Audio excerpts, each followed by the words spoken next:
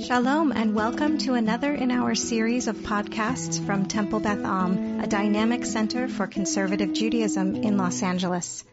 So today we're going to enter a completely different world.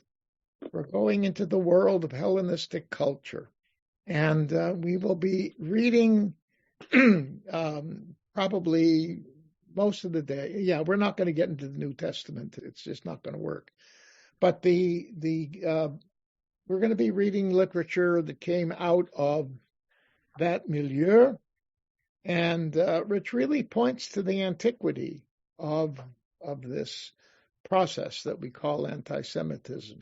The book that I drew these sources from, as you see on the cover of the material I sent you, is an amazing, it's 2 volumes. He has Greek, Latin sources translated into English, footnotes, background.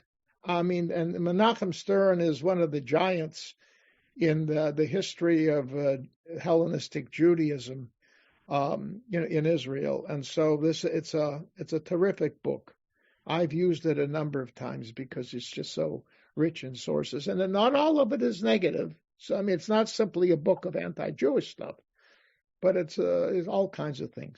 All right, there's a whole forlog about, from the 4th century already, what certain philosophers were saying. It's interesting, just one comment on it. There are some sources, Herodotus, if I'm not mistaken, is one of them, who writes that the Jews, the people who live in Jerusalem, these Jews, are very spiritual people. They believe in a God that you can't see, but you can reach spiritually, and purity is important for them. So somehow he learned about it, and he was really sounding that we're very cool people. Okay. Then what happened 100 years later, in the middle of the 3rd century BCE, there are various stories about how it happened. We don't know for sure how, but what appeared in the library of King Ptolemy II in Alexandria, Egypt, but the 5 books of Moses, translated into Greek, which we call the Septuagint, right? And of course, there was a legend, a story of 70 scholars who worked on that. There's a story that comes from the legends or the stories from Alexandria itself. There's another story in the Talmud, but that's why it's called the 70, because there were 70 people, and the stories are one way or another, they all reached the same conclusion. A miracle occurred, and hence the Septuagint. But the fact of the matter is, it is to this day used as a major source of understanding the status of the Bible, the Hebrew Bible, as you move through those 3 centuries BCE. Because it began with the 5 books of Moses, which presumably were the point was that according to one of the traditions, which probably is true, that Ptolemy, he built the largest library in the Greco-Roman world at that time. And Alexandria probably was the biggest city. It was the major center of world Greek culture, talking 3rd century BCE. And he wanted to collect law codes from all the different people in the empire. And somebody put a bug in his ear about the Torah of Moses. And the Jews were there, not in huge numbers, but substantial numbers. In fact, if you read what we have, which is just piecemeal information, the Jews over the course of those centuries were very much involved as government officials. Some of them were actually generals or officers in the army. And so, and there was a large Jewish population in Alexandria, and it is said that they may have constituted 25% of the total population. So if we're talking about anywhere between 80 to 120, 125 100,000 Jews there. Nobody knows exactly what the population of Alexandria was. Some people say it was 1 million. I don't know if, everybody wants to say big numbers. But there were a lot of Jews, and their presence was felt. So it's not surprising that Ptolemy heard of it and wanted it in. So it was in, and it became known. I'm telling you all of this because the sources that we're going to read were written after that Greek translation went public. And some of these people were started to read some of the stories in the Bible, and that's how you get the details that you find in what Manetho wrote, whomever he was. We'll talk about that in a minute. But in the things that are ascribed to this man, that's where it came from. And once you keep that in mind and you remember the stories about Moses and and what Torah law says, it fits right in. So that's probably where these people were getting it. And of course they were using it. Their reason for seeing the Jews as a problem sounds very familiar. They were nationalists. A lot of these people, like this guy Manetho, presumably was an Egyptian priest, Hellenized Egyptian priest. And there's a long history of the Egyptian priesthood not liking foreigners. In fact, you go back to the days of the Jewish community in Elephantine. Did we ever talk about that before? I think we did. They're under the Persians. There was a group of Jewish soldiers who apparently were in Egypt. These are the descendants of the Jews who went to Egypt after the fall of Jerusalem in 586 with Jeremiah, and there was a small number of them that settled in Egypt. And so that community began to grow a little bit. The Persians, who conquered areas in Egypt and held them for a number of years, wanted impartial or non-nationalists people in their army to watch out. So there were Jews either who volunteered or who were volunteered and sent to this outlying area. It's where the Aswan Dam is today in Upper Egypt, which is in the south, right? But they were on an island there, and there's an archaeological dig there. I mean, I don't know if it survived the flooding to make the lake. I'm assuming they found out a way to do it. But anyway, and they communicate. There were documents there about them and about their life, and it's really very interesting. These were people who didn't fully absorb all 5 books of Moses. And you can see they're dealing with certainly, I'm not going to go into details. Anyhow, so they were there. At one point, they send a letter, and they found a copy of it, to the high priest in Jerusalem, saying, tell the Persians to send help because the Egyptian priests are giving us hell down here. The Egyptian priests. And they had their own little temple there, which of course is not contrary to Deuteronomy, right? Deuteronomy says 1 temple. That's it. They built themselves a temple, and they had priests, and they were sacrificing. All right. But the point is that they report these Egyptian priests. So Manetho presumably was one of those priests. Now we're jumping ahead to the 3rd century.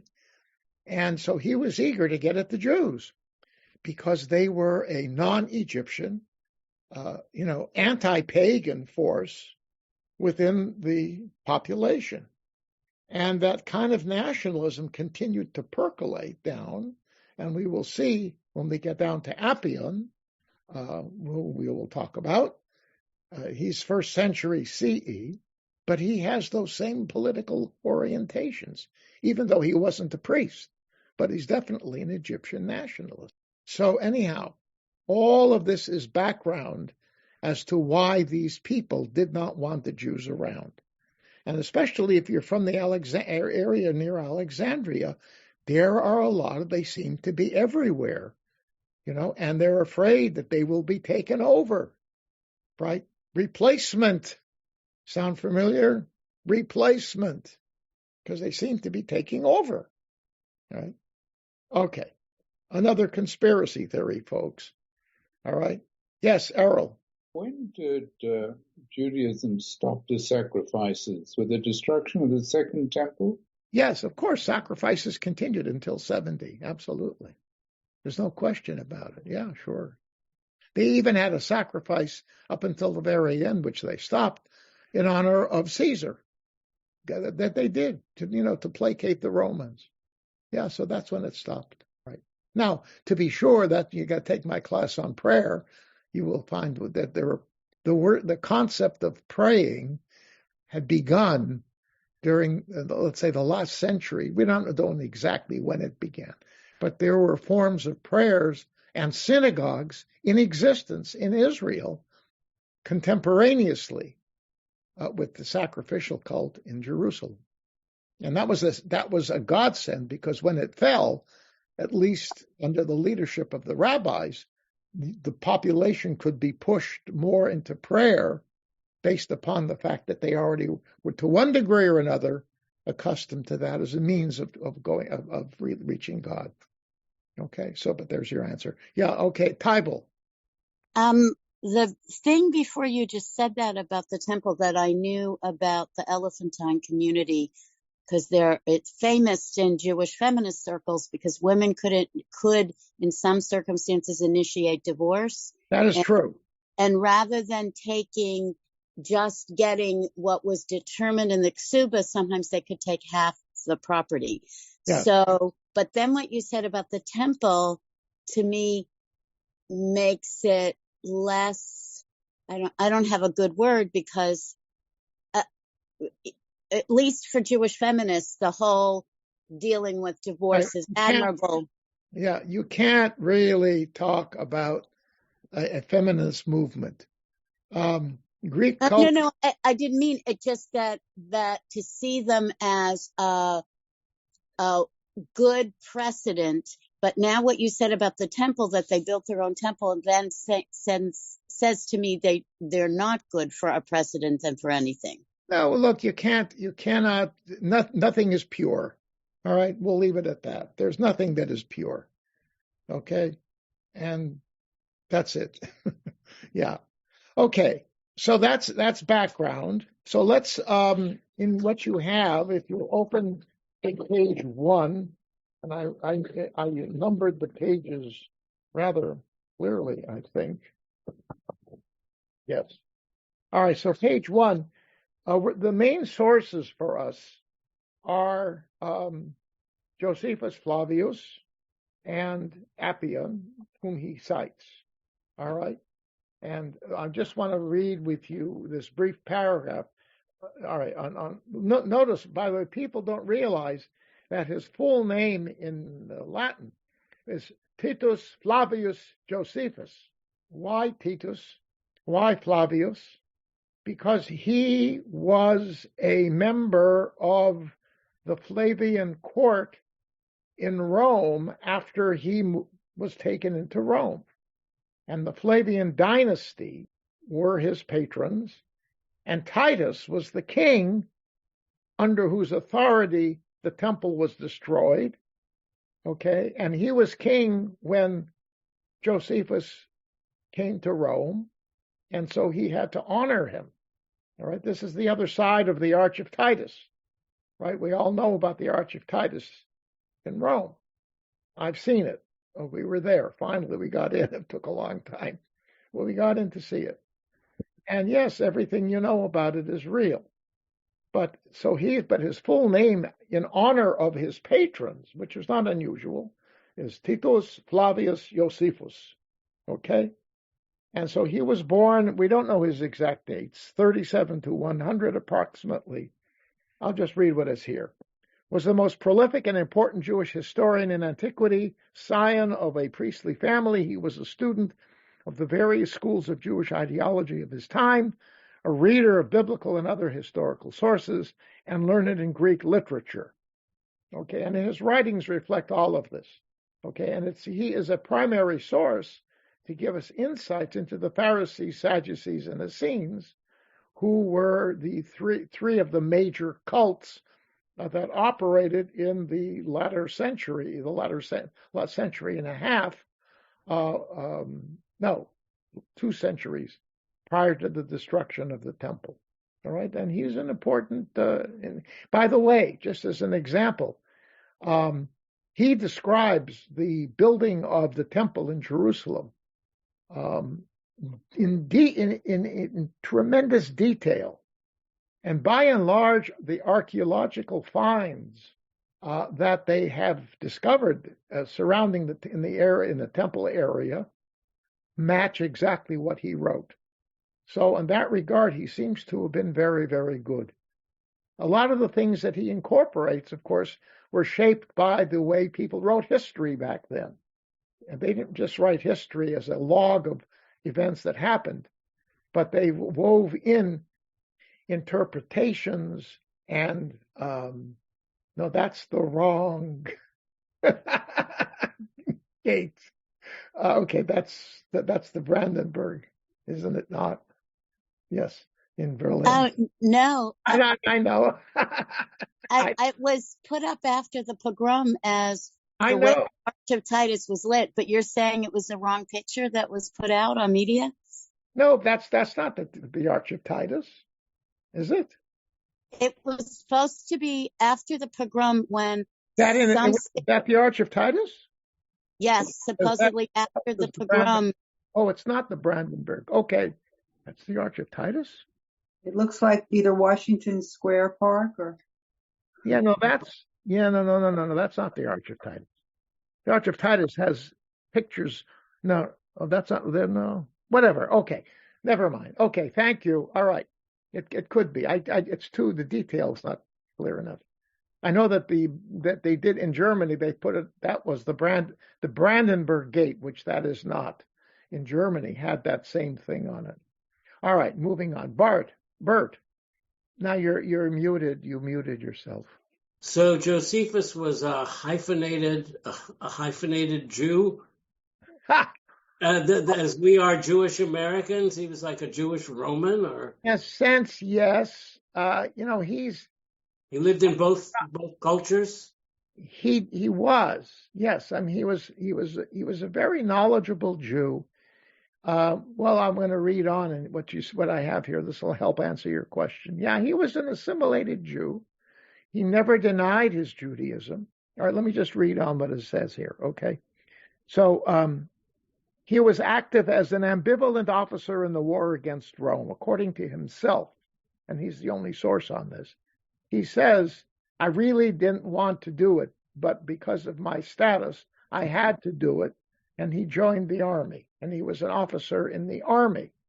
However, what happened was they got into battle, and there's one battle up north more, they were schmeissed by the Roman army.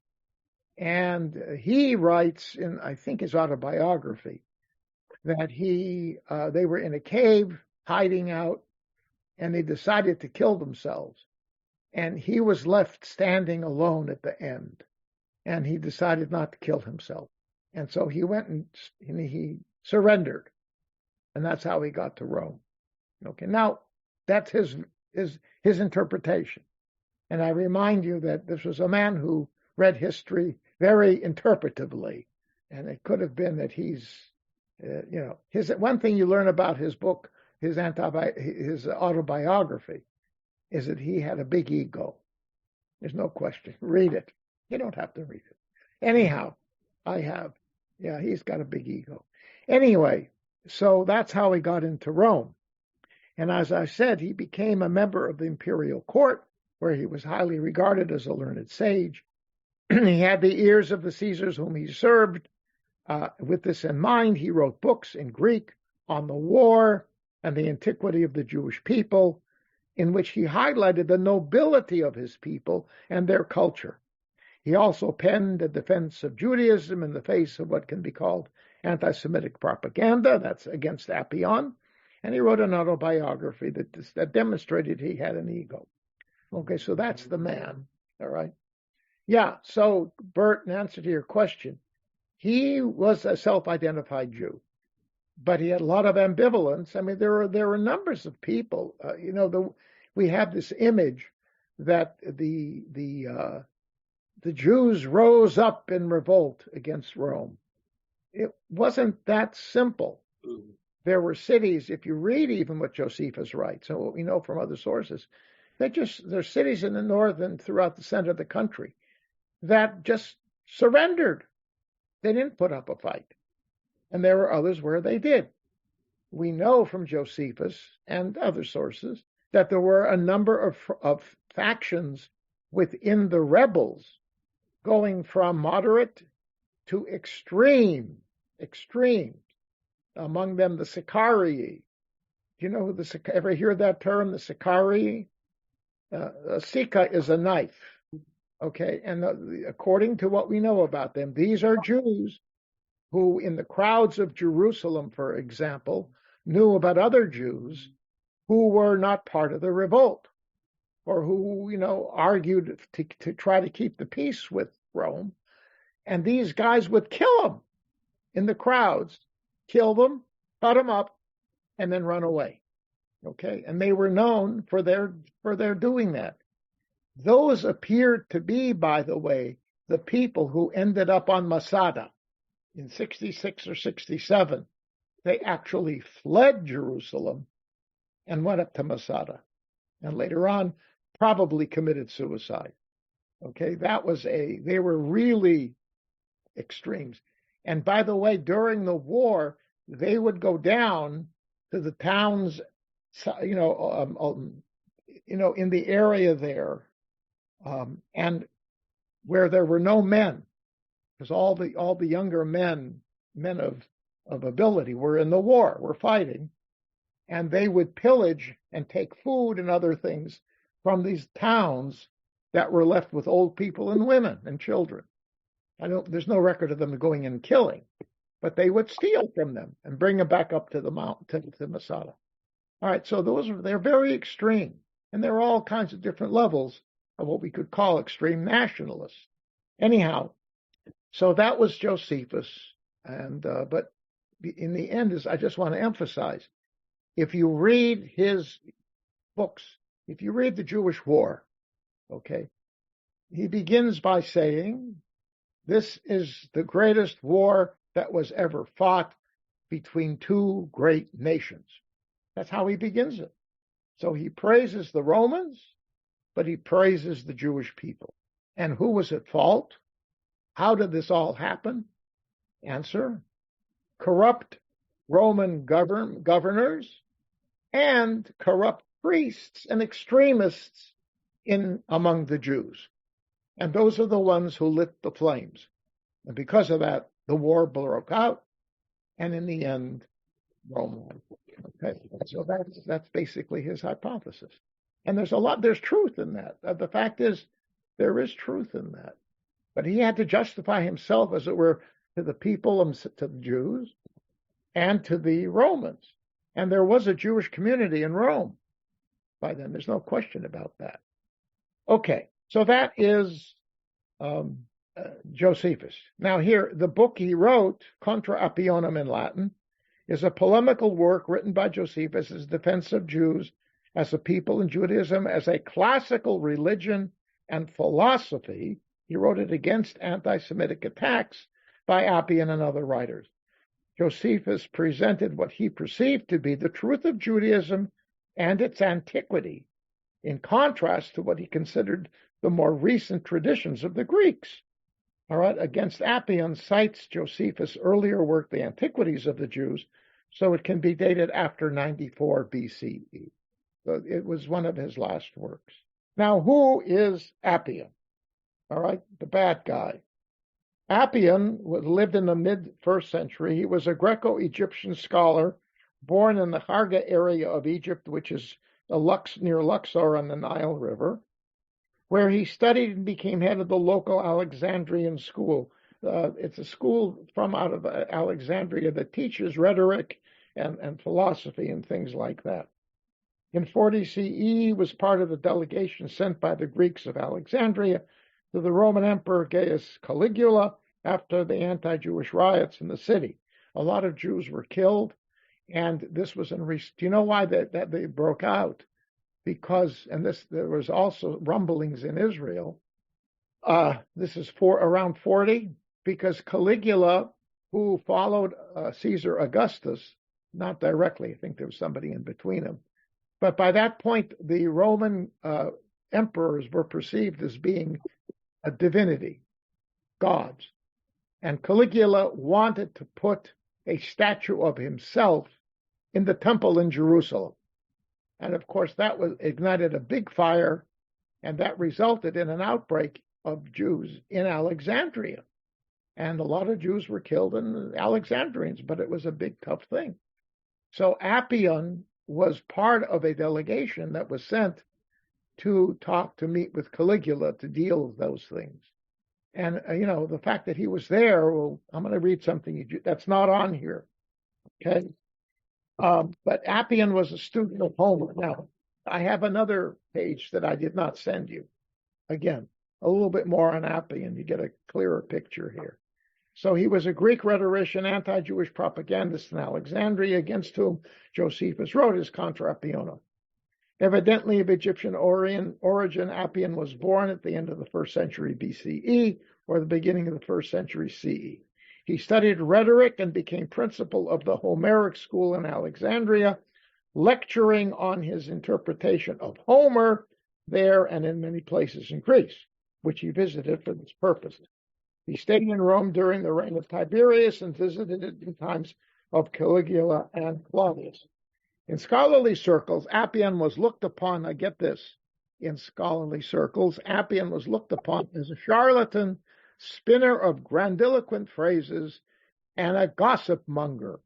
Pliny the Elder called him famae propriae hympanum, a self-trumpeter, and Tiberius nicknamed him the world's drum. His vanity and passion for popularity led him to introduce into his commentaries peculiar or bizarre innovations and some quite unfounded theories. Oh. His glosses to Homer were in this category. The excesses of imagination they display, comparing unfavorably with the traditional Alexandrian school of criticism. He wrote a 5-volume history of Egypt, which was of similar stamp and apparently included a section on the Jews. It is most likely the section that is referred to by Christian writers as his work against the Jews. Right. No, Christian writers refer to Josephus as against the Jews. In it, Appian details many absurdities about the Jewish people, Judaism, and the temple in Jerusalem, mainly extracted from the works of earlier anti-Semitic authors, but with his own additions. Josephus' Contra Appionem shows that Appian took over the idea that the Jews were expelled from Egypt because they were lepers from the Egyptian historian Manetho. We're going to read about that. Okay, the tenets of Judaism obliged the Jews, according to Appian, to hate the rest of mankind. Once yearly, he asserts, they seized a non-Jew, murdered him, and tasted his entrails, swearing during the meal to hate the nation which the victim was a member, or which was a member. In the Holy of Holies in the Temple, Jerusalem, there was a golden ass head, which the Jews worshipped. Okay, etc. All right, anyway, moving on. We're going to read these things. All right, so that's Appian. The interesting thing here, of course, is that his so-called peers did not think of him as a very high-class philosopher or teacher of philosophy. So that's our beloved Appian. Okay. All right, I see hands. All right, Bert, and then Barbara. Quick comment, just sounds so contemporary. Sounds like a gentleman who would be very much at home on Facebook and Twitter these days. I mean, it just is amazing that what you're saying are things that we're still hearing today. Yeah. It just struck me. It didn't sound, sadly, it didn't sound 2,000 years old. Yeah, well, human nature, a lot of evolution has taken place between then and now. But human nature, I don't know, unfortunately. I don't know how much evolution. Yeah. Barbara. Yeah, I'm just curious. How do they preserve these books? What were they written on? Well, they were most about that in Egypt. They were using papyrus. So they did all this writing on hand. It's all handwritten on probably. papyrus. Yeah, right. Because the printing press was in the 1500s, I think. Yeah, late 1400s, right. Oh, by the way, I made a mistake in class yesterday, for those of you who took the other class, about the printing of the Muslim version of Pirkei Avot. Remember we were talking about last night? Those of you who were in this, that was in the Amos class. Just want to make a corrective. I said it was written in the 1700s. No, I was wrong. I checked it out. My mind had metastasized the numbers. It was written in 1477, that book. It was published, one of the first books published in printing at that time, just the very beginning of the printing press. And that's how it became popular, 1477. So that translation that I talked about had happened before that. Okay. Bernie, you want to know if we're going over the material? Yes, we'll get there. Don't worry. Yes. In fact, right now. All right. Any other hands? Okay. All right, now let's go. So here's Mr. Manetho. We don't know for sure who this guy was. If you read to yourself, you'll read after we finish that introductory paragraph, okay? And we're not sure. He seems to have been in existence much earlier than Appian, and he's presumed to be an Egyptian priest. That's all we can say. You read that paragraph, you'll learn about how little we know about him, if anything. So it could have been a figure that was made up, that Appian heard about, but the fact that he wrote about these things, and again, Appian was the source of this that entered what came into Josephus, which is what we're going to read right now. Okay. So we're now on page 2, and we're now going to see what Josephus, through Appian, wrote about this guy. All right, I want somebody to begin reading, please. Fortunately, the passages here are enumerated so we can all follow along with each other. All right, so let's start with 228. Somebody read, please. Don't all volunteer at once. Okay, I will read. I refer to Manetho, this writer who had undertaken to translate the history of Egypt from the sacred books, began by stating that our ancestors came against Egypt with many tens of thousands and gained the mastery over the inhabitants, and then he himself admitted that at a later date again, they were driven out of the country, occupied what is now Judea, founded Jerusalem, and built the temple. This is the Hyksos, the shepherd kings. He'll refer to them again.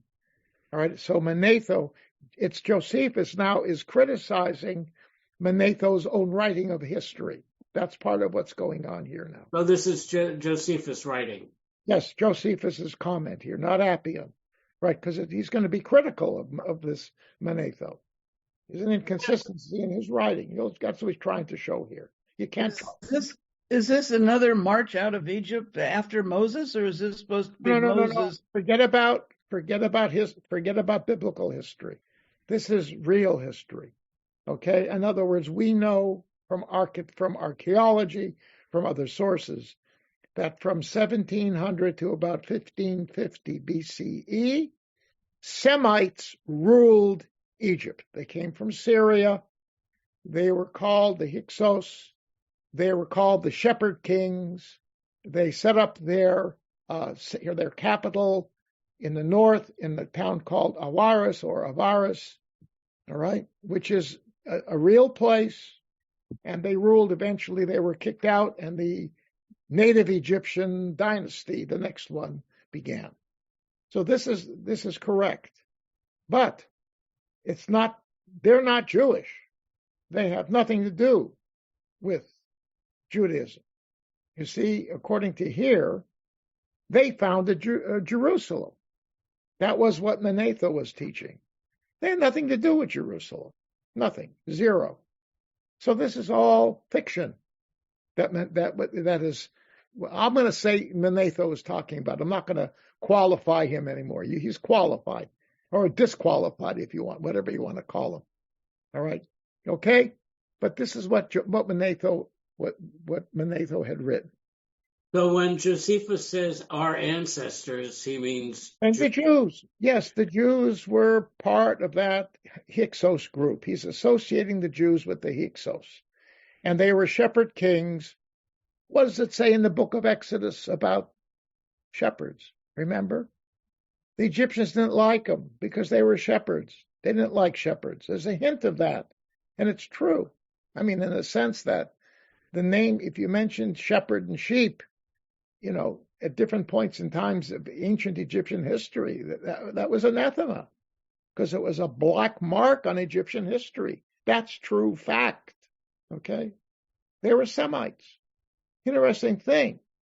Ramses II built a city called Ramses right in the area of Alaris because Ramses II was interested in the Levant, in the areas that were Israel, Syria, etc. And by going up there and establishing in the area, in the Nile River Delta, basically, right up there in that north eastern corner of Egypt, which is very, very fertile, great for sheep, a lot of water, right? Anyhow, so this great king Ramses II, he did it because it's right from there. You jump on the coastal route, and boom, you're up the coast. And from the coast, you can work inland and head wherever you want to go. Okay, so that was that. So the connection through that center was historic, but of course, it's in the hands now of native Egyptians. But yes, it was founded by the Hyksos rulers. Where was the main center of power? And Ramses had palaces all over the place. The main centers of power were further south, more toward the middle of the country. So being up north over there was a good place for an enemy to and plus, again, you got that route up north. So when the Hyksos were in control, they could go up and down that road and maintain connections with their mishpacha in Syria. But the Jews had nothing to do with that. That's fabricated, totally fabricated. What Josephus just cites from Manetho, totally fabricated. Any comments? Did I see? Mark, did you have a? Mark, did you want to say something? I thought you raised your hand. Okay, no, it's okay. It's all right. Okay, all right. Moving on. All right. Okay. An aside, I was shocked that a historian would manipulate facts, but I guess it happens sometimes. Yeah, but the guy, we don't know who the guy was even to be angry at him. Happens today. Did you want me to continue to read? Yeah, please continue. Somebody else will read it. After, by offering to record the legends and current talk about the Jews, he took the liberty of interpolating improbable tales in his desire to confuse with us a crowd of Egyptians who, for leprosy and other maladies, had been condemned, he says, to banishment from Egypt. All right, so this is now, right, so you're going to see he's telling us that this other group of diseased people is going now to be associated with the Jews, all right, which again is bogus history, Josephus is telling us. So now, see what he says, 230. Go ahead. After citing a king Amenophis, a fictitious person for which... A fictitious person, this person never existed as far as For which reason he did not venture to define the length of his reign, although in the case of other kings he adds their years precisely. Manetho attaches to him certain legends, having doubtless forgotten that according to his own chronicle, the exodus of the shepherds to Jerusalem took place 518 years earlier. All right, so what happens, we can skip to 232. But what he shows here is that there were 518 years between the time that the Hyksos left to the time when he now reintroduces the Jews on the scene. Okay, and then, so he says it's craziness. He's saying he doesn't even take note of the seeming lack of historicity of what he's writing. He's a bogus historian. All right, so 232. Somebody else read, please. I'll read. Go ahead, Barbara. Thus, after admitting that so many years had elapsed since our forefathers left Egypt, Manetho now interpolates this intruding Emeritus. This king, he states, conceived a desire to behold the gods as Ophis. This king, he states, conceived a desire to behold the gods as Ophis. Sorry. This king, he states, conceived a desire. No, what am I reading? No. This king conceives the gods as Or. Right. One of his predecessors on the throne had done. And he communicated his desire to his namesake Emeritus, Paapas's son, who in virtue of his wisdom and knowledge of the future is reputed to be a partaker in the divine nature. What he's saying, all of this is a story. All of this is a story. It's not history. Go ahead. This namesake then replied that he would be able to see the gods if he cleansed. He meaning the king Emeritus. Okay. Right? Yeah. If he cleansed the whole land of lepers and other polluted persons.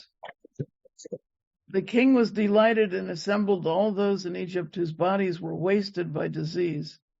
They numbered 80,000 persons. Now, is that part real or is that part? No, this is all a story. Yeah. These he cast into the stone quarries to the east of the Nile, there to work segregated from the rest of the Egyptians. All right, so right away you see that this group of people were segregated, right? So again, according to the Torah, why did the Jacob and his sons and Joseph choose to have the Israelites up north? Because they were shepherds and they knew that the Egyptians didn't like shepherds, so they said, great, we'll go up north. That was Goshen. And that's Torah, okay? So you can. But that's Goshen in Torah, right? Yes, exactly.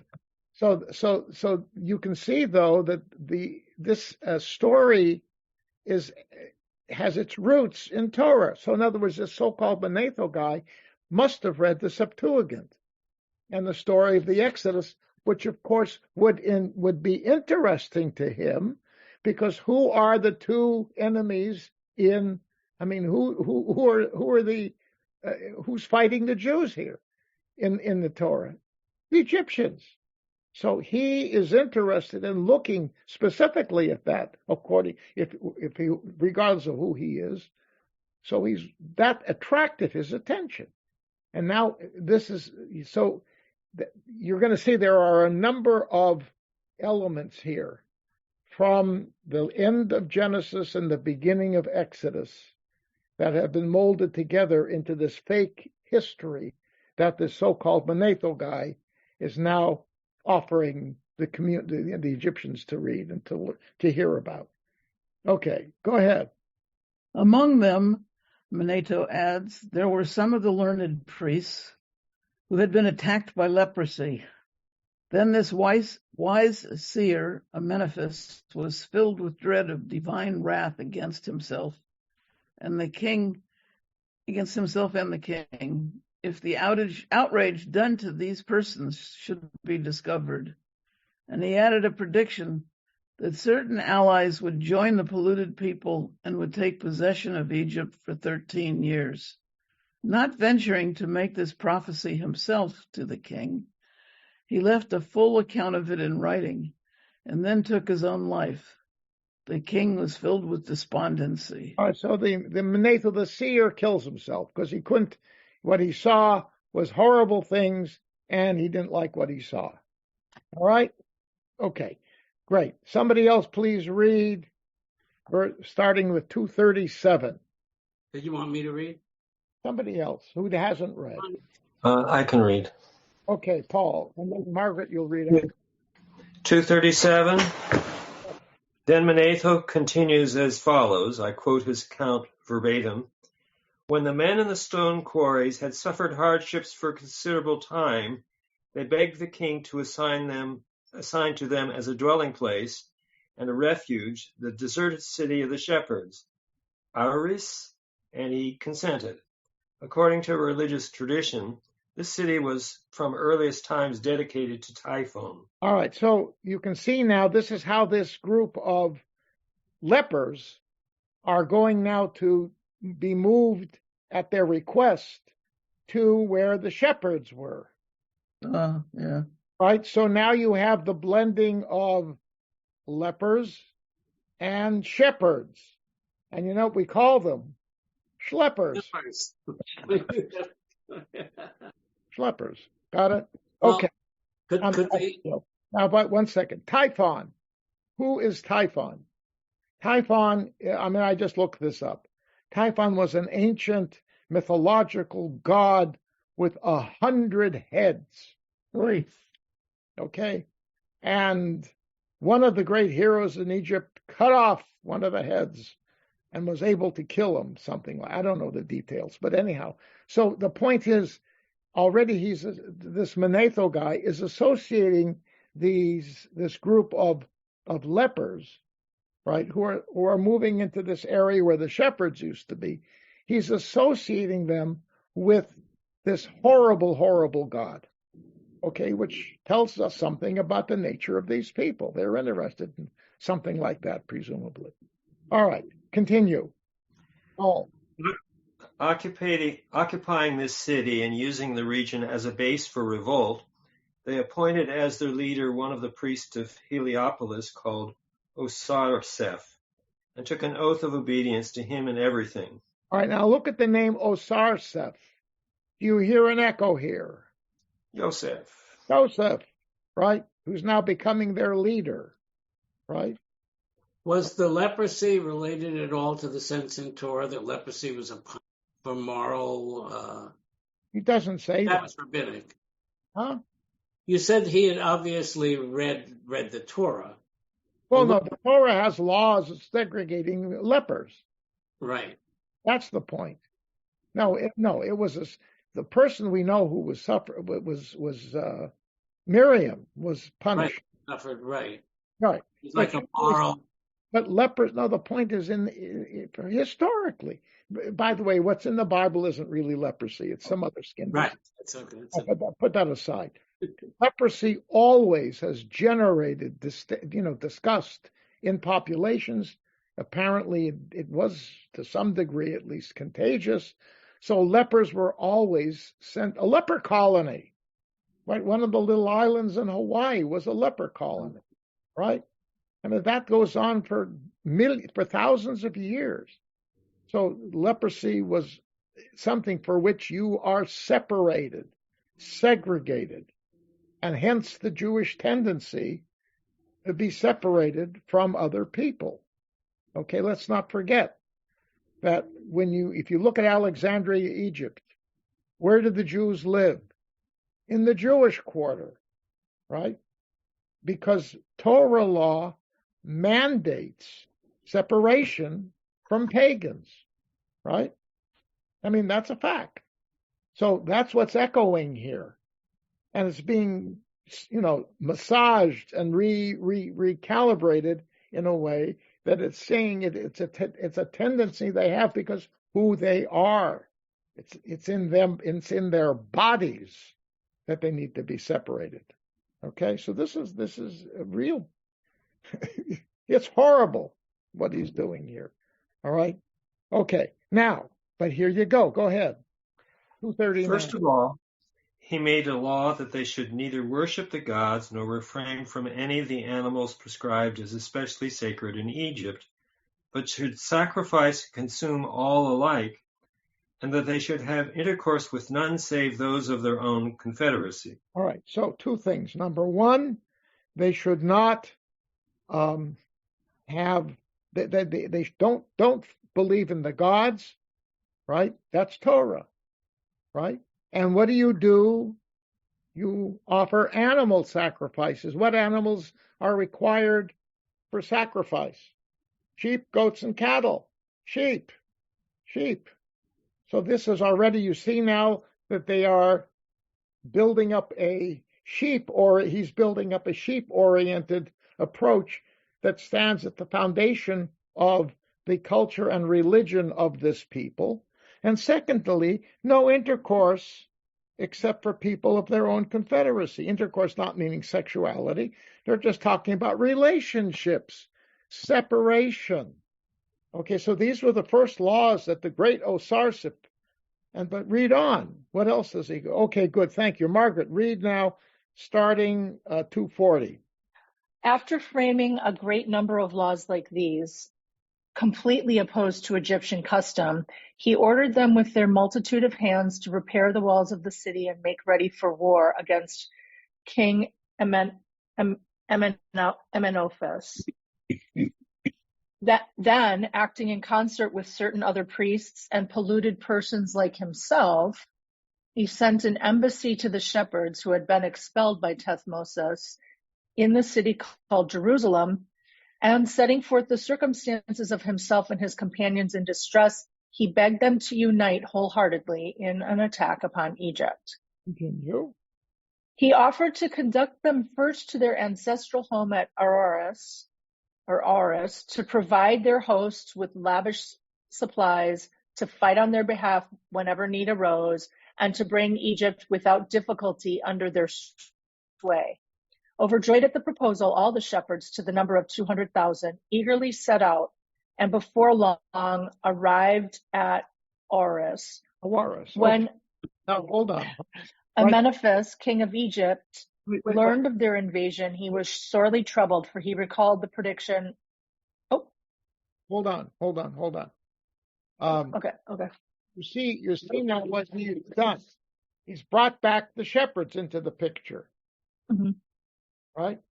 And so essentially reconstructing the horror of the days of the Hyksos rule.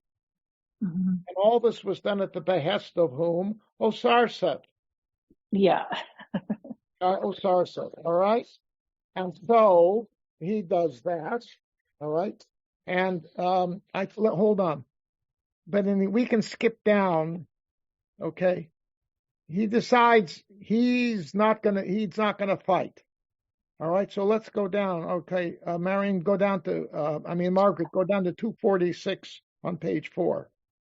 He decided, instead of joining battle, he decided that he must not fight against the gods and made a hasty retreat to Memphis.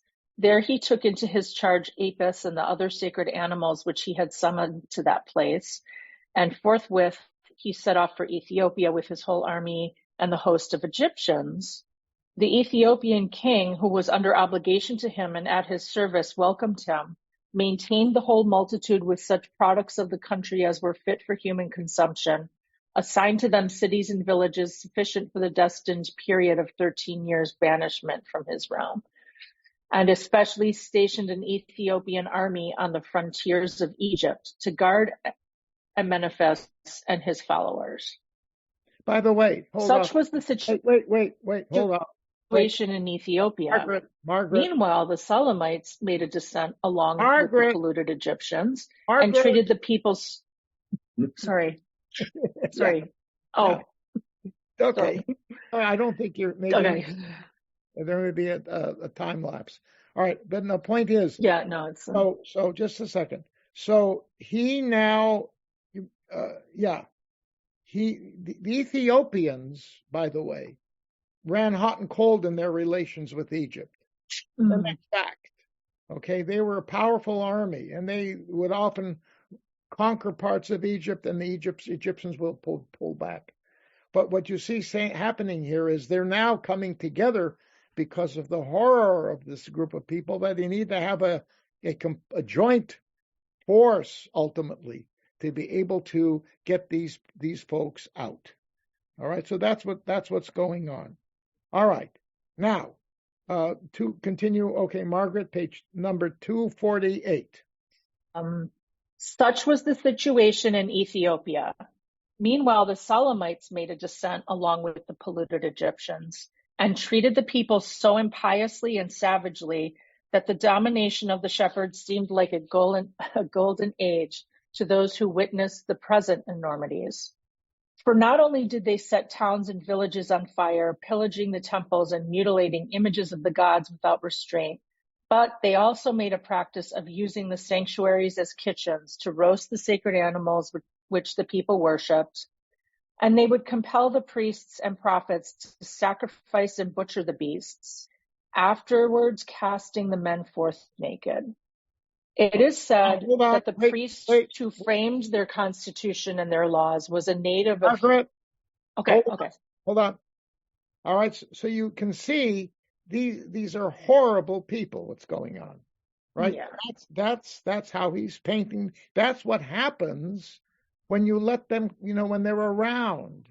This is what their tendencies are.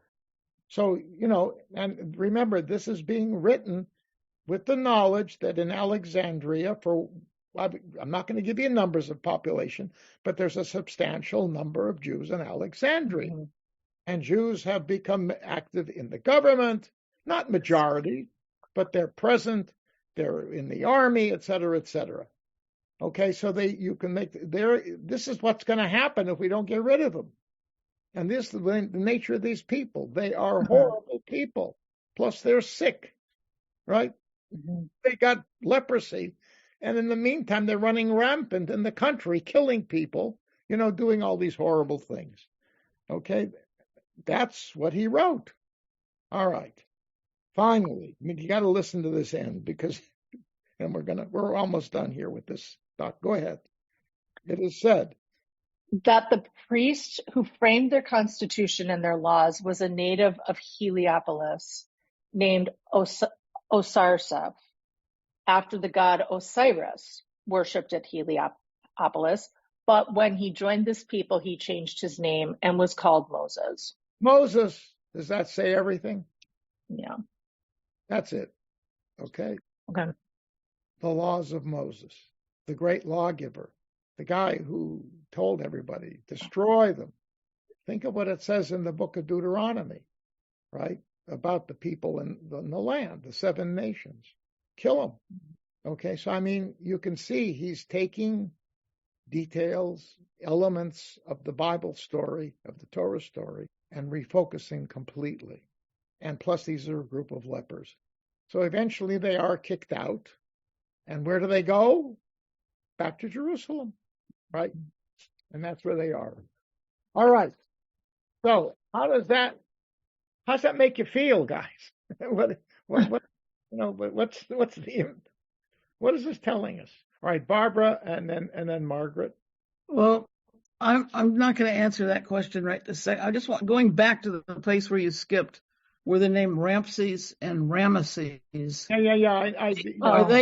Are they Ramses and second Ramses that rechanged the names? Probably. My guess is you had the order of that dynasty was Ramses. I think I'm right on this. Ramses the first, and then Seti, which is like the name of one of those guys, Sethos. Okay, and then Ramses the second.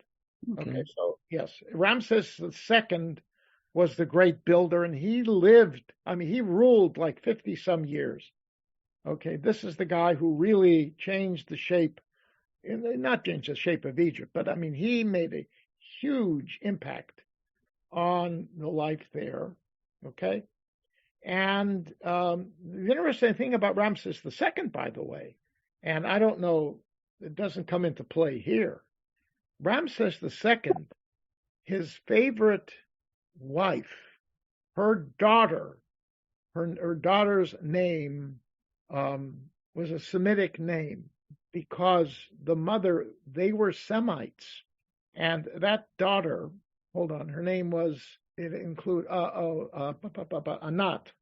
It was something, Anat, I can't remember the first part of the name, darn it. Anyhow, Anat was the Canaanite goddess of war. Hmm. And this woman, Wow. it was the daughter of, she, that they could take a daughter and elevate them to a wife. And the annals related to the life of Ramses II tell us that he took this daughter and elevated her to be his number one wife. Big promotion in the harem. Okay? She's Semitic. And there were names of some other people who were part of his government. They were Semites, Semitic names. On the other hand, he wanted to control Israel. But there was no Israel then. You're talking around 1250, right? I mean, we don't know what the status of the Israelites were at that point in time. I mean, in terms of real history, in terms of things that you can validate archaeologically. Undoubtedly, proto-Israelites were there. I think we can. But anyhow, so that's Ramses. Okay, then in answer to your, but you got a Semitic connection there. in answer to your question, when I read this before and now hearing it again, all I thought of was ghettos, which have been through time. No, there were no. I mean, no. I mean, there were the segregation of Jews into a spot. No. The ghettos come much later on. Jews were. Why is it not on it? The Jews were not. This is a story. It's not reality.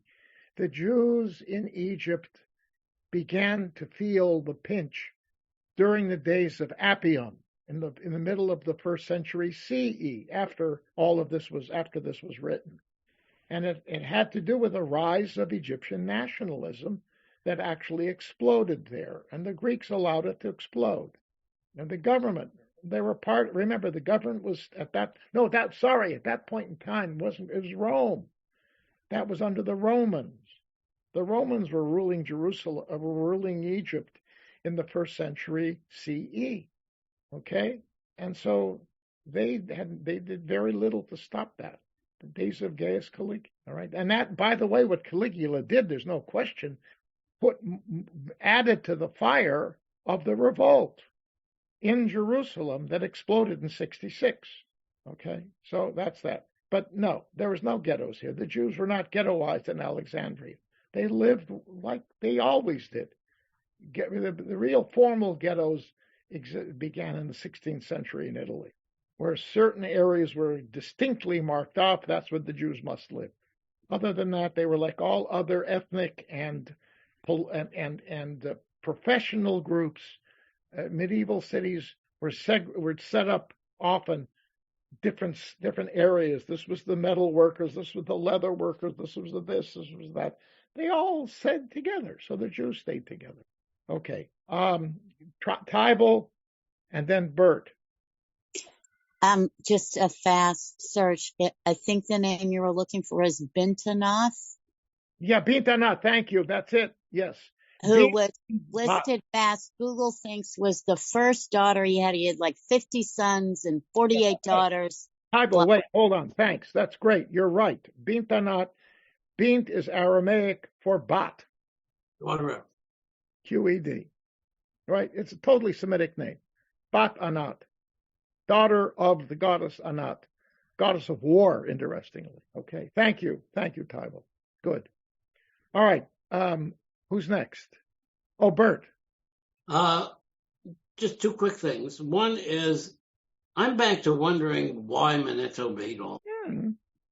I mean, it and in particular, this kind of genetic, physical, blood polluted thing, that their blood was polluted, echoes of which we continue to hear today with regard to some groups. Yeah. What was it? He was just really hateful, or I mean, He took a lot of time to make this up. This wasn't like he wrote it on a wall. No. Look, we don't know who this guy was. We don't know when it was written.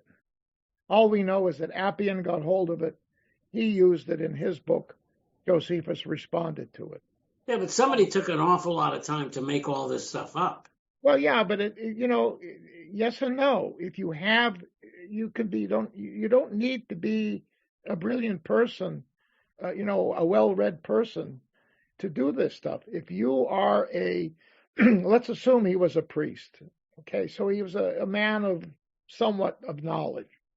All right, and he finds this other religious book, and it talks about Egypt, and it has all these stories about how the God of the Israelites smite the Egyptians, right? And the Israelites were saved by this great God, and Pharaoh and his army were, they went down at the sea. We don't know if Pharaoh drowned, doesn't say that, but his premier battalions of the chariots were, drowned in the sea, etc., etc. Plagues, horrible things. Okay, so and you're an Egyptian priest, nationalist priest. You're just going to take that lying down? No, you're going to say, how could that be? That cannot be true. So you're going to create a counter history based upon that story and say, this is really what happened. And I'm wondering, was he sincere? Did he really, No. Bert, you're answering questions nobody knows the answer to. You're asking questions. I don't know. Yeah. No, I'm not asking you. I'm asking. No, you're asking, but again, you remember what I said. There are only two. His name pops up in one little tiny piece of papyrus that actually doesn't come from that part of the country, comes from the southern part of the country, number one, and it's written down on some statue. Those are the only, and that statue is from, I think, around 1300 BCE. Nobody knows anything about this guy, so I cannot read his mind. All I'm saying is a person who has an axe to grind and has any kind of imagination can very simply sit down and rewrite something and get it out there and people read it. Happens all the time. And you don't have to be an Einstein to do that. I'm sure you'll all agree. Just a little creativity, that's all. Okay. Errol and then Margaret. You just answered my question. Thank you. Okay, good. Margaret, and after Margaret, we will hear from Bernie. Go ahead. I just wanted to. You remember back when they distinguished, when he was distinguishing the Jews or the shepherds as shepherd kings as being not only not honoring the multiple Egyptian gods, but also dissociating from others. In other words, not interacting or having, as it said, intercourse with others. Yes. And I was wondering why would they single that feature out as if it were, such a negative thing, since obviously the Egyptians were similarly isolationist, you could say, right? Or nationalist, as you said. Do you know what I mean? It's as if one of their criticisms is a trait that they themselves have.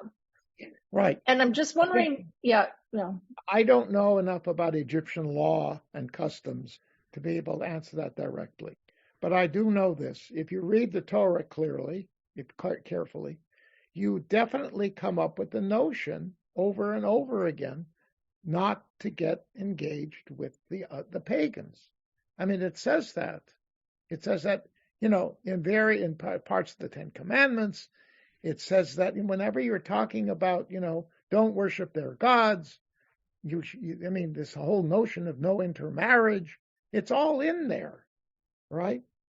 And so that became for these people, they kind of, I would say, this guy created a sense of of this exclusivity.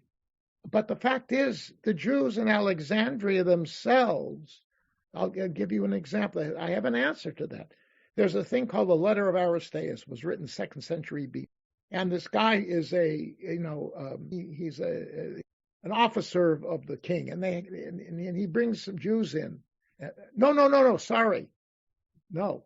Yes. I'm going in circles here.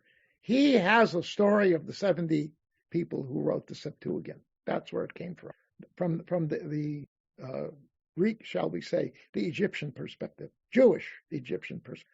So this guy bring all the 70 together, to start to do the translation. Afterwards,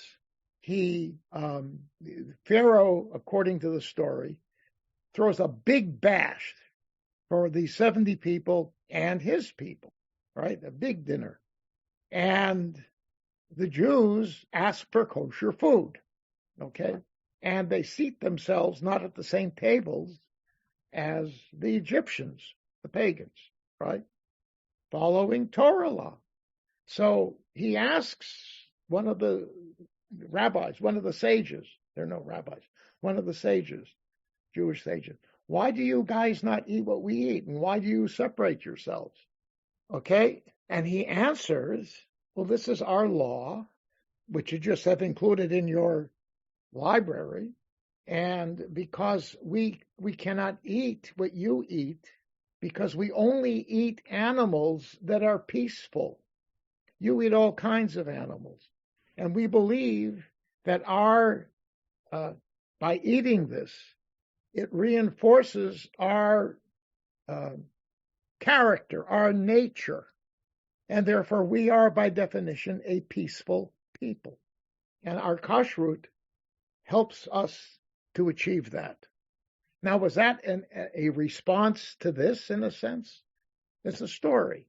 We don't know how historical it is. Was that a response to what Manetho had been writing? And the whole notion of separation, he doesn't really address it fully. The issue was more what they're eating. But clearly the description there of how it happened was there with themselves and everybody else is, there.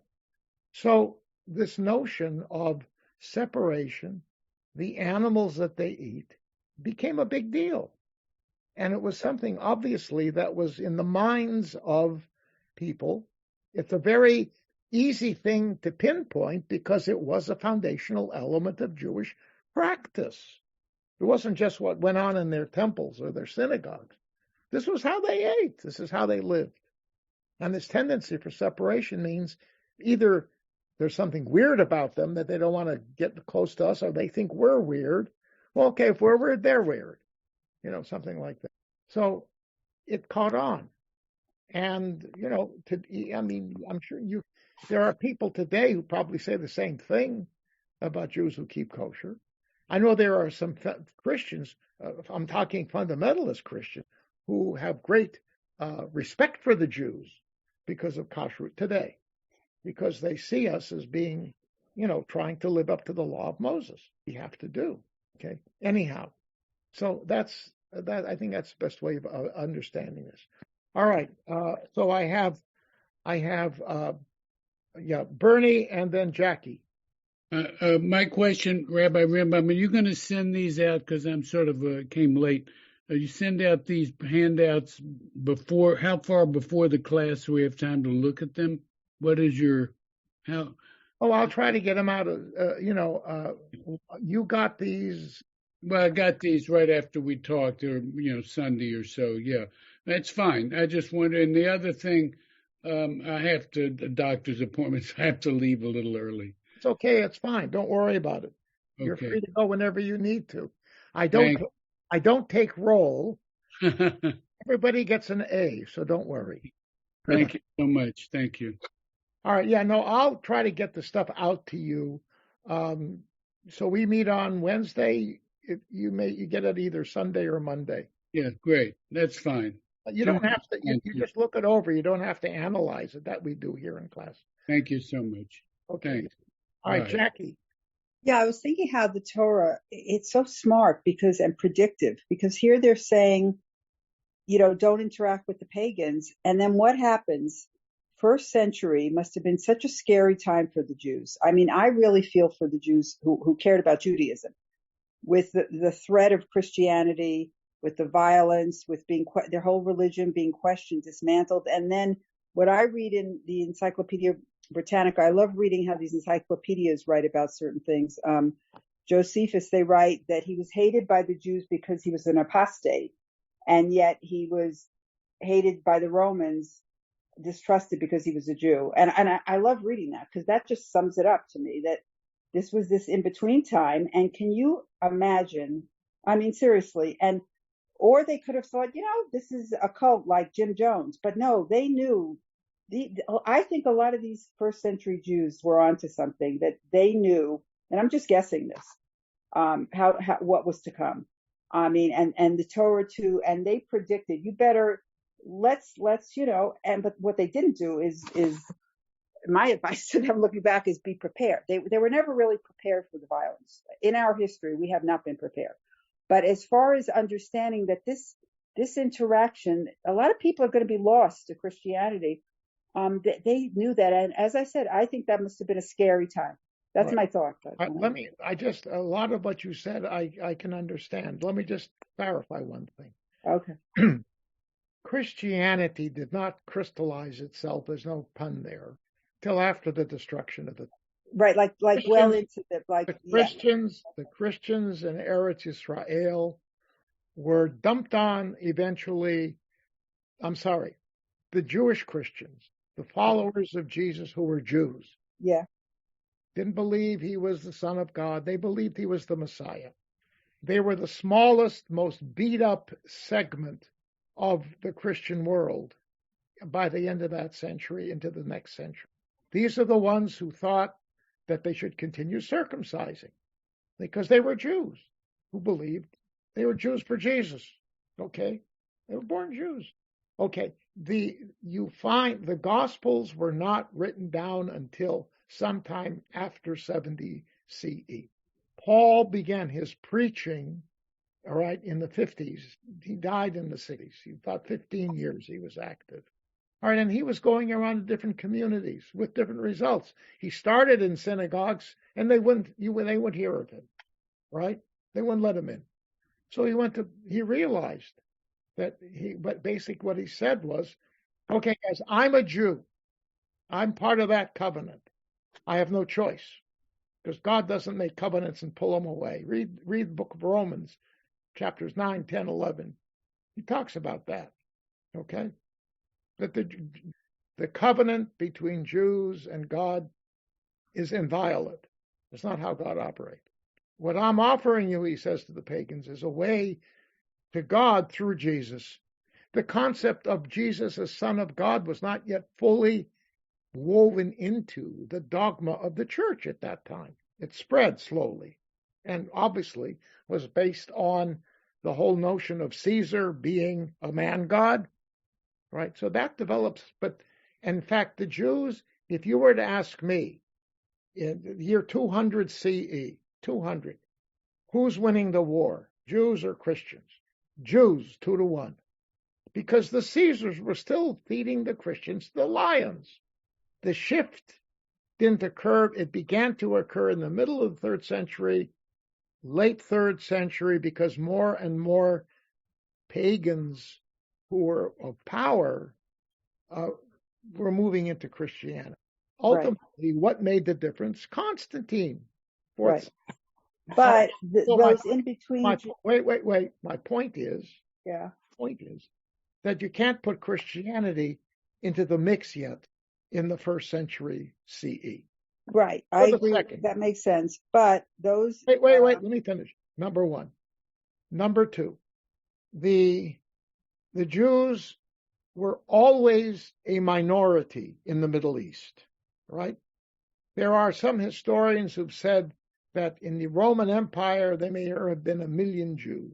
That is relying on statistics that are bogus, because everybody back then exaggerated. Josephus exaggerated.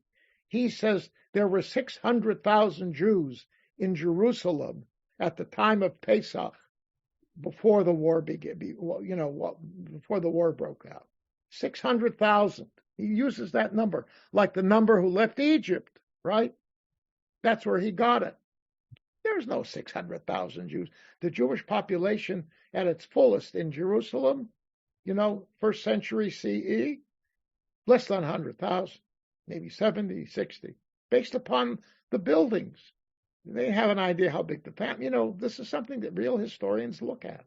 Yes, the number in Jerusalem increased because it was a pilgrimage festival and people were there. So it's possible that in the city at the time, there were over 100,000 people.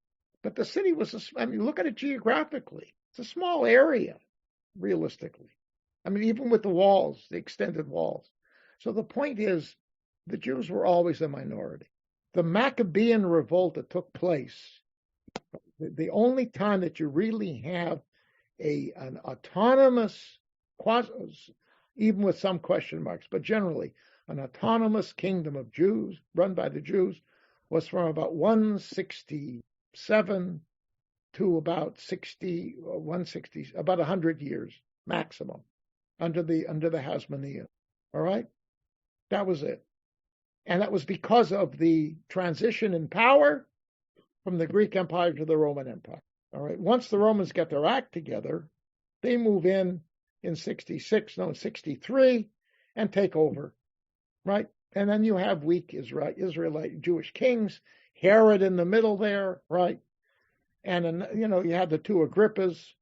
So, you're right.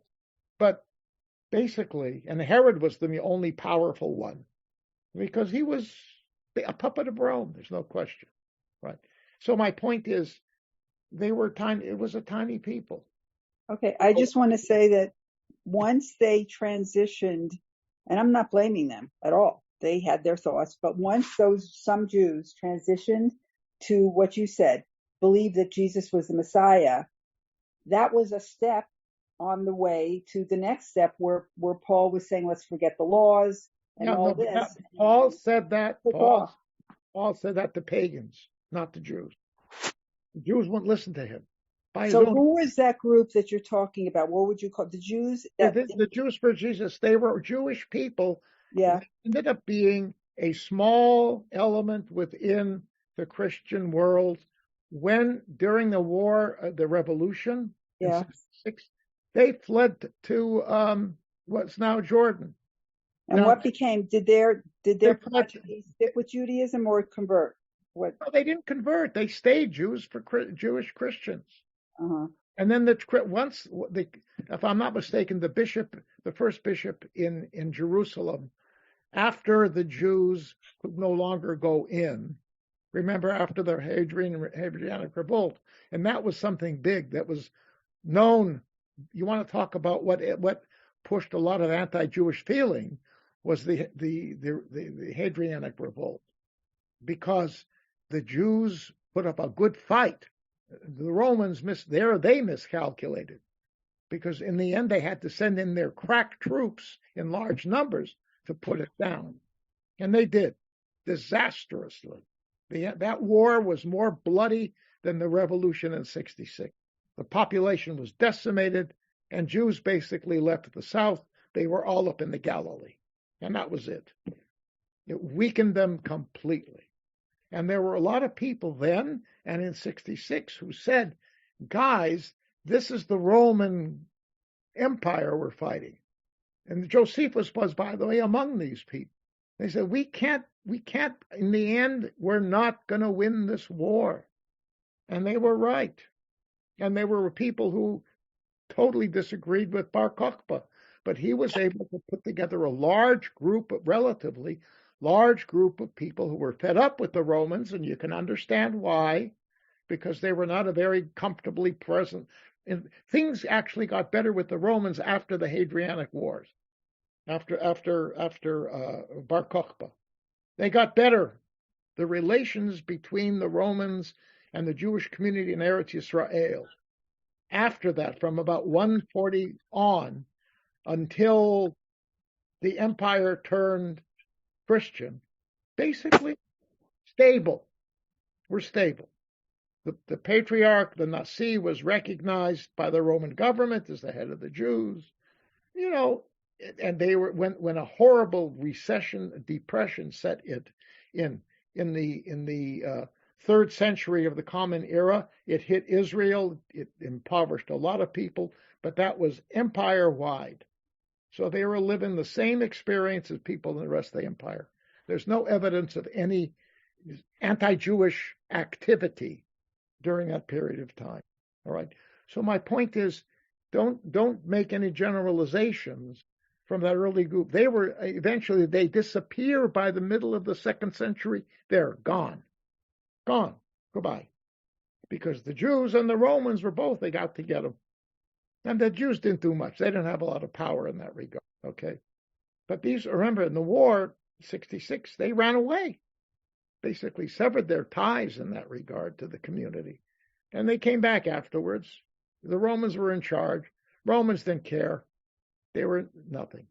And that's where they ended up. Okay, thanks. I'm just trying to really get this, and I know you'll do this each time, because everything that happened in the 1st century, 2nd, 3rd seems to be why we're having trouble. I mean, it like set the roots of everything. Everything that happened in the 1500s against the Jews, then again in the 1930s. I mean, it just seems like those few centuries, if you took like the first, but of course, whether it's the first 3 or what, it was just, at least the other Babylonians, they just destroyed the temple. They weren't killing the Jews back, we're talking before. I mean, it just seems this pure Jew hatred where they wanted to kill Jews. That started when? Well, to me, it seems like the 1st century, 2nd. I mean, I don't know. No, I mean, I would say the first time that we hear of, real activity would be probably in the 1st century CE, during the period when Appion's doing his thing. All right. There will be in 117, there was a revolt of Jews in North Africa, in the northern part of North Africa. And Jews revolted then against the Roman authorities and were put down and suffered because of the response. But the Jews were the ones who ignited, the Romans were acting like Romans, and the Jews blew up. And eventually that community goes away. There are vestiges who stay. There's no question about it. But there were Jews in North Africa in the early Christian centuries. In other words, in the 4th century, 5th century. We know about synagogues. Okay. Anyhow, but I'm trying to think. The Maccabean revolt, as far as we can determine, opened the door to viewing the Jews as a people that you can't trust, right? Because they were part of the Greek world, and they revolted against this guy, Antiochus, right? They revolted against him. And they actually, in the end, won because of the weakening. There was a weakening that was beginning to happen with the Greek control, all right? So, and then you have the revolt in 66, and then you have the Bar Kokhba revolt. So yes, there are elements and that had nothing to do with Christians. I mean, the Bar Kokhba revolt, the Romans continued to kill Christians in relatively large numbers, even after that, into the 3rd century. Not all the time, depending upon which of the emperors was worried about them. Yeah, but they were growing, there's no question. But the fact that the Jews had rebelled 3 times over the course of 3 centuries against major empires indicated to a lot of people in the pagan world, forget about Christians, in the pagan world, that these people are crazy, okay?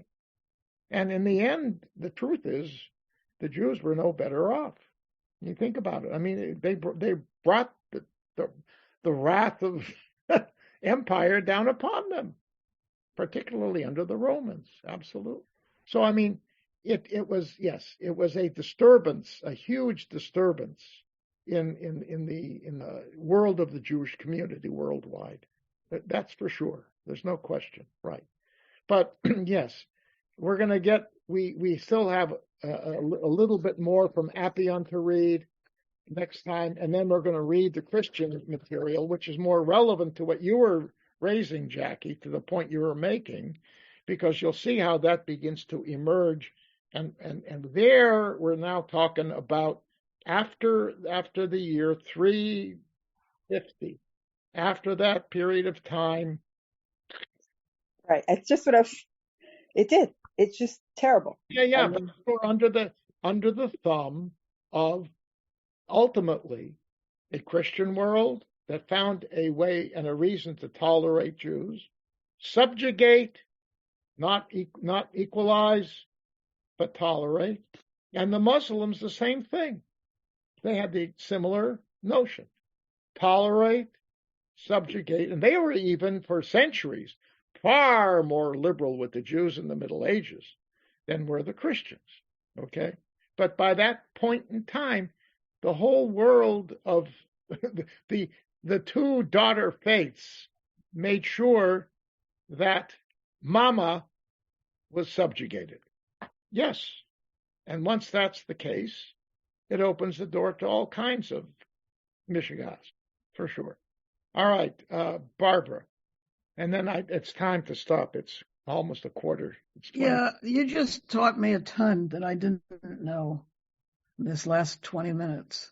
Sorry. I thought that the Jews were the ones that converted to Christianity.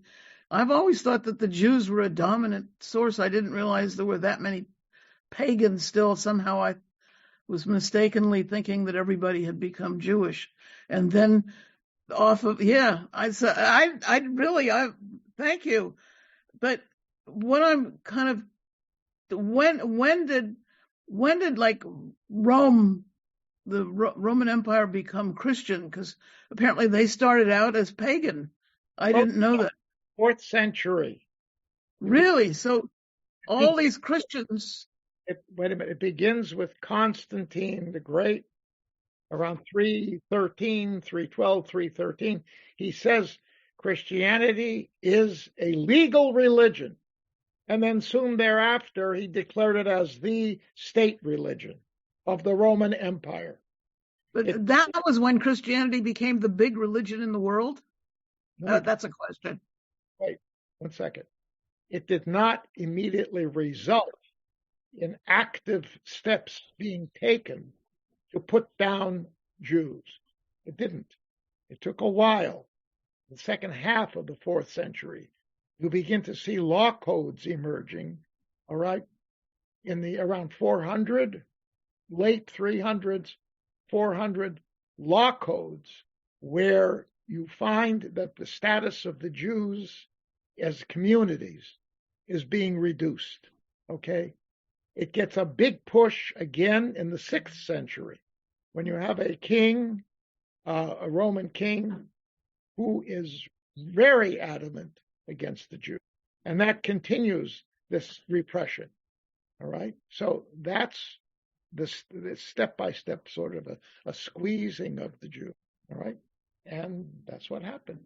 So Christianity was a minor religion until Rome declared that was going to be the state religion? Definitely a minority religion in the Roman Empire until Constantine did what he did. What about the rest of the world? It didn't change immediately overnight, but I can't give you a point at which the whole, all the people had been converted. It wasn't the case. I mean, there were elements of the Roman Empire where Charlemagne had to go out and you can see step by step in different areas of Europe where mobilization takes place in Spain and France. It took a number of centuries for the imperial areas as they became less part of the empire too. But the point is, it didn't happen all at once, but it began. Interesting. Yes. Thank you. All right. Whew. Okay, guys. Yes. So now, I just want you to think for a moment what garbage this was spewing out into the into the world at that time. I don't know how popular this was. I would say the fact that Appian, okay, a an egotistical bigot, I think I can say that with good authority, an egotistical bigot, right, starts writing and saying these to the point where Josephus has to pick up on this about 50 years later and write his book, okay? I cannot tell you the impact that Appian had beyond what we talked about. I don't know. Next, we're going to look, one of the things we're going to look at before we go to the New Testament is Tacitus. Okay, we're going to look at a few more people from Appian that Josephus writes about. That's on, you have that pages 5, it's page 5 in your packet. But then they got some background on Tacitus, and then we're going to read Tacitus. Tacitus was huge because he was one of the great Roman historians, living around 100. Okay, and he wrote a huge book on Roman history, and his reputation was impeccable. And you'll read what has been digested for you in the material, the introductory material. You know, how he was judged by centuries later. There were periods of time when people, you know, didn't really take note of all the things that I'm talking about modern times, reading Tacitus, analyzing Tacitus. They thought, the Jews they didn't really care much about the Jews. But then you read what he said and the fact that it's in there. Now, it's not a major part of his multi-volume history, a small little piece. But you'll see examples of what he wrote. And that's bad stuff. And this was a guy who had nothing to do with Christianity, because he was anti-Christian as well. A Roman, a pagan. But you'll see what he said. In fact, that carries weight. And then you're going to see two examples of church fathers also who are interpreting, you know, the teachings of one around the year 200 CE and one around the year 388 as transitional figures. So one is before the empire becomes Roman, and one is after the empire. Becomes Christian after the empire. All right? Plus, it may take more than one more session. If you want to get a sense of what's going on, I find these documents very impactful, troubling. You have been listening to another in our series of podcasts from Temple Beth Am, a dynamic center for conservative Judaism in Los Angeles. If you enjoy these podcasts, we invite you to write a review on the Apple Podcast site or wherever you get your podcasts. For more information about Temple Beth Am Los Angeles, go to tbala.org.